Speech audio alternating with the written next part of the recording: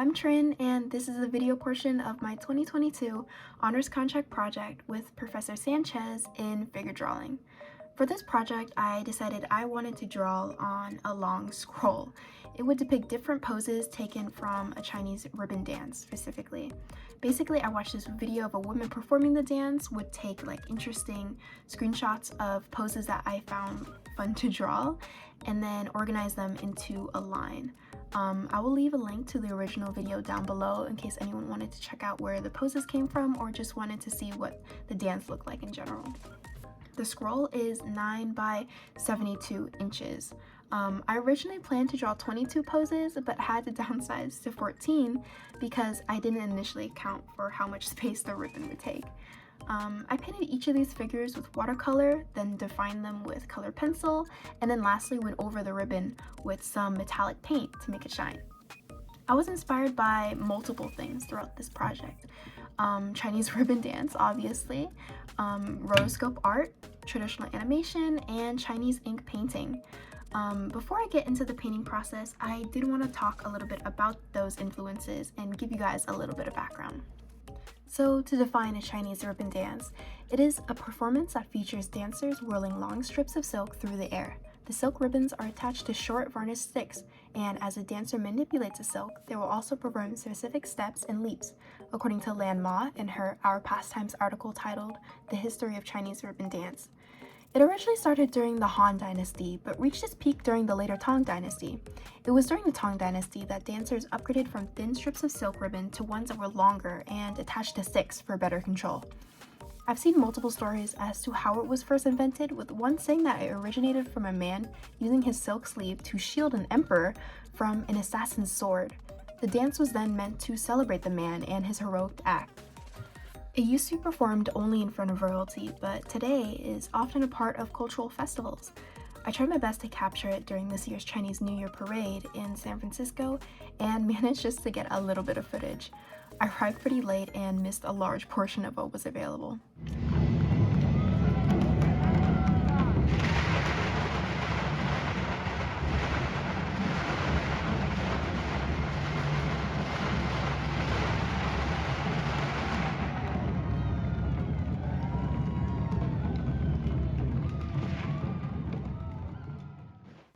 Chinese ribbon dance is just so pleasing to watch, and I chose it as my main theme because of how much movement is involved, as well as how well flowing ribbon would translate into art.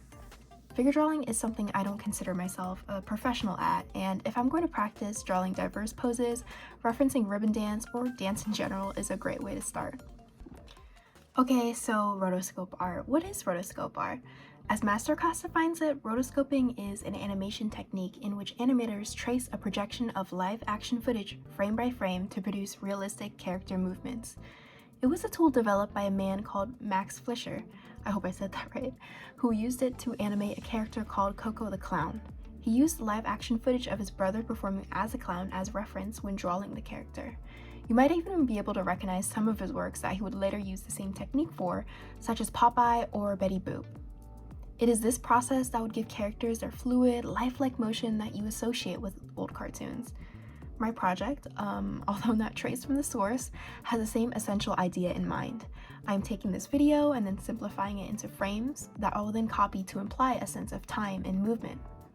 Like traditional animation, my project is drawn by hand.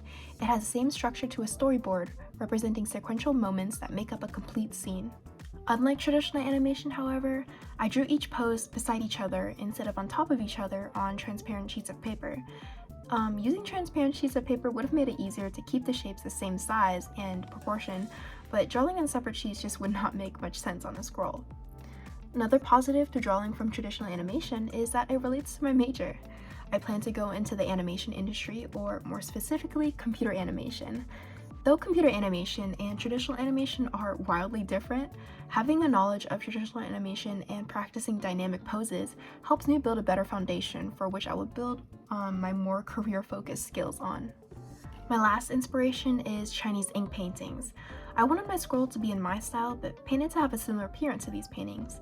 I was actually able to visit the Asian Art Museum in San Francisco to take a look at some up close in person, and I'll insert some footage from that here. Chinese ink painting was first developed during the Tang Dynasty and was later refined in the Song Dynasty. Unlike Western art, it doesn't aim to convey realistic perspective or depict reality precisely as it appears to the eye. Instead, much of Chinese painting focuses on providing a philosophical or emotional statement. Maxwell Hearn, in his Met Museum article titled Chinese Painting, says that artists wanted to capture not only the outer appearance of a subject, but its inner essence as well, its energy, life force, and spirit. Additionally, according to Jared Pearman in his Magnificence article titled Chinese Ink Painting, a look at the profound beauty of this ancient art, Chinese artists utilize a multi-vanishing point perspective and blank space. It has the advantages of multiple perspectives, multiple dimensions, simplicity as well as vividness, and clear themes. As you will be able to tell later, blank space is a clear component of my scroll. I wanted to make sure my figures appeared flat, like many Chinese paintings, but couldn't resist adding some shading with color pencil. I think this makes it more similar to Gongbi, a Chinese painting style that is much more realistic and usually depicts figural or narrative subjects. In the end, my style took over and the influence of Chinese ink paintings is not as noticeable, but the painting overall definitely improved after this experience, in my opinion. I would have probably made the ribbon look more geometrical if I didn't end up emphasizing the flowiness. Finally, it's time to show you the process of making this scroll. I started first with a blank scroll that I got on Amazon, and originally, before I came up with the ingenious idea of working on the table, I thought it would be best to work on the floor because then I can unroll it all at once. I first lined each space that I was going to draw each figure in with pencil and made sure that they each kind of took up the same amount of space besides the first and the last pose.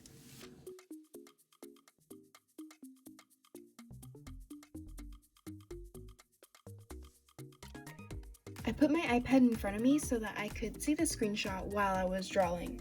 This kind of helped because I could easily just go back and forth from looking at the picture to the paper and kind of just more being able to more accurately depict the body and the pose. These drawings were part of the initial sketch phase. Here I'm just trying to lay down the body, make sure all the proportions are right without going too much in detail.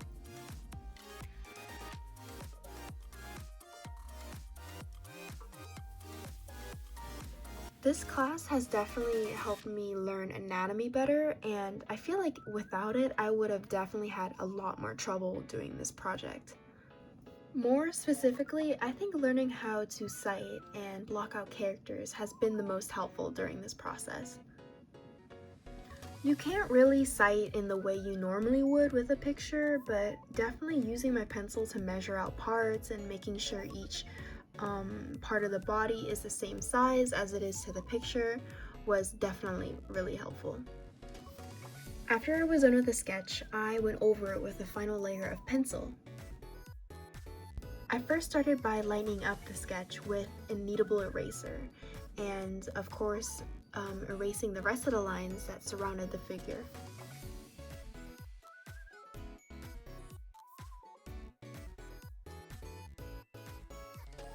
During this step is when I start adding all the details.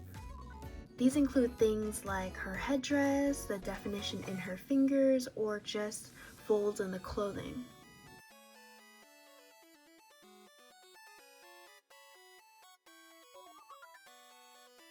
One of the biggest challenges I faced was definitely the fact that for a lot of the pictures, the woman or maybe her ribbon came out blurry, and this is of course because they were taken during motion.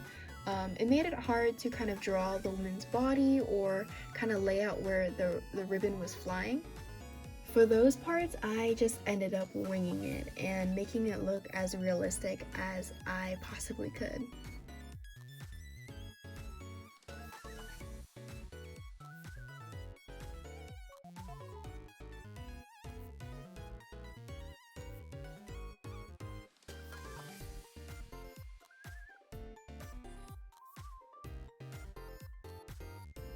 After all the drawing was done, I whipped out my watercolors and started painting. I just used them to make just simple, flat sections of color.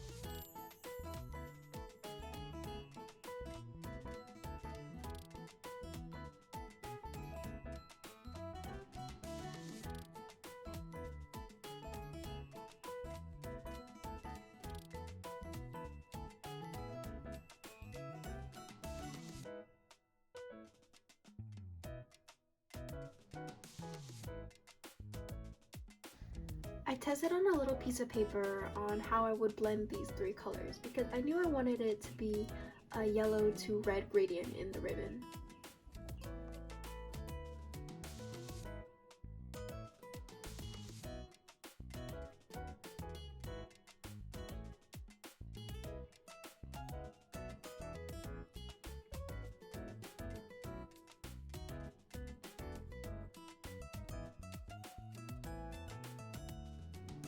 After I finished painting, I then went over it with colored pencil. I use colored pencil to kind of make colors more vibrant or add shading or just smaller details to the piece.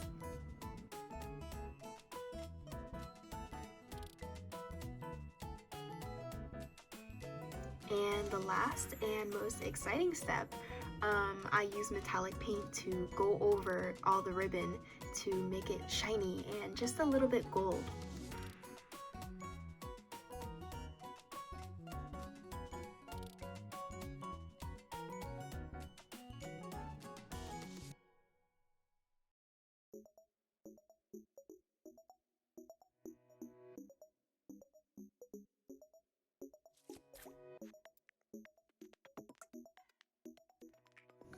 After that, I was finally done.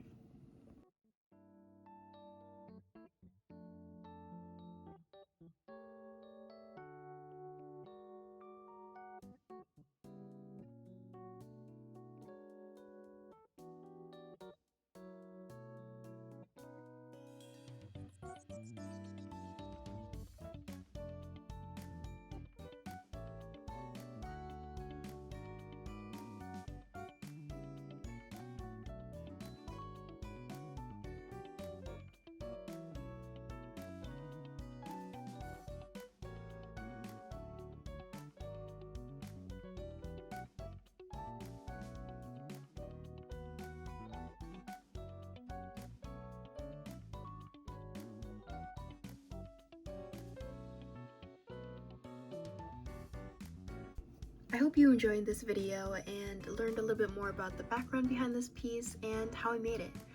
And finally, thanks for watching. Bye!